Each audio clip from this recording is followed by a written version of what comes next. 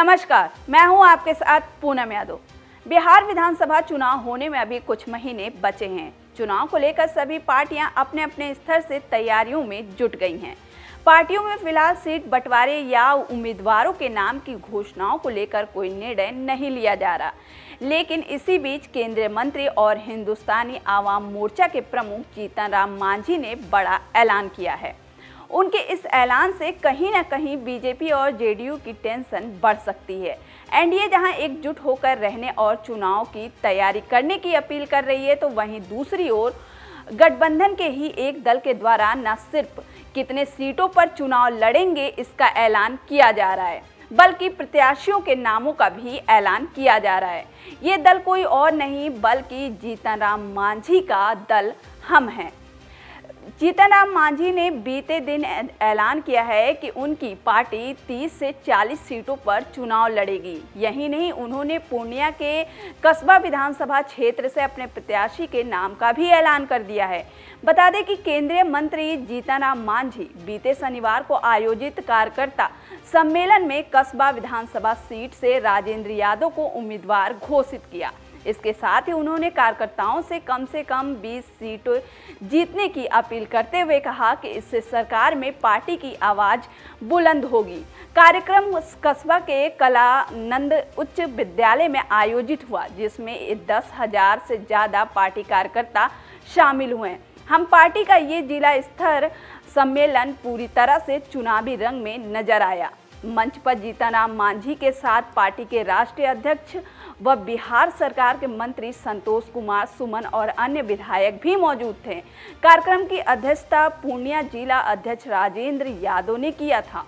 बता दें कि बिहार चुनाव को लेकर अभी से एनडीए में किसी तरह का सीट बंटवारा नहीं हुआ है। मांझी ने मंच से 2020 के चुनाव का जिक्र करते हुए कहा कि 2020 के चुनाव में राजेंद्र यादव को एनडीए गठबंधन से कस्बा से टिकट मिला था। उन्होंने मजबूती से चुनाव लड़ा, लेकिन तीसरे उम्मीदवार के कारण वोटों का बंटवारा नहीं हुआ और जीतन हार गए और वो जीत नहीं पाए।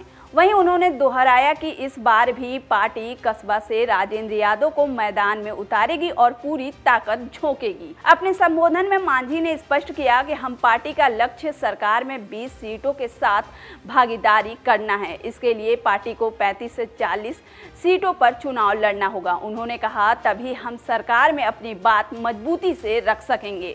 बता दें कि एनडीए की सीट बंटवारे की औपचारिक चर्चा पूरी होने से पहले ही राजेंद्र यादव को कस्बा विधानसभा क्षेत्र से उम्मीदवार घोषित किए जाने पर भीड़ में उत्साह देखने को मिला। वहीं मांझी ने कार्यकर्ताओं को संबोधित करते हुए कहा कि उनकी पार्टी हमेशा गरीबों, दलितों और वंचितों के अधिकारों के लिए संघर्ष करती रहती है और आगे भी करती रहेगी। उन्होंने कार्यकर्ताओं से अपील करते हुए कहा कि वे पार्टी की नीतियों को हर गाँव और घर तक पहुँचाएंगे। मांझी ने अपने संबोधन में प्रधानमंत्री नरेंद्र मोदी की जमकर तारीफ की और उन्हें गरीबों का मसीहा बताया। उन्होंने कहा कि मोदी जी 2047 तक भारत को विकसित बनाने के लक्ष्य के साथ काम कर रहे हैं। हमारा मंत्रालय सूक्ष्म, लघु एवं मध्यम उद्योग, गरीबों के कल्याण के लिए समर्पित है। वहीं बिना नाम लिए मांझी ने कांग्रेस पर जमकर तंज कसा। उन्होंने कहा कि एक राष्ट्रीय पार्टी आज बिहार में क्षेत्रीय दल की छिल्लग्गू बनकर रह गई है। उन्होंने आरोप लगाया कि महागठबंधन के नेता समाज को बांटने और हिंदू मुसलमानों को भड़काने की कोशिश कर रहे हैं।